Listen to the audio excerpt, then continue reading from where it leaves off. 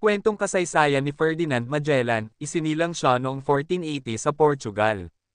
Karamihan sa salaysay tungkol sa kanyang paglalakbay at kamatayan ay mula sa mga ulat ni Antonio Pigafetta, isang Italianong iskolar at manlalakbay na katuwang ni Magellan sa kanyang paglalayag patungong Pilipinas.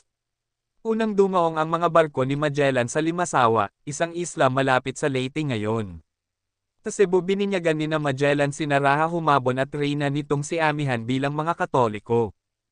Si Magellan ay isang explorador na Portuges na naglayag para sa Espanya at itinuturing na unang nakaikot sa mundo sa pamamagitan ng paglalakbay dagat. Sa naturang ekspedisyon ay nakarating siya sa Pilipinas noong 1521.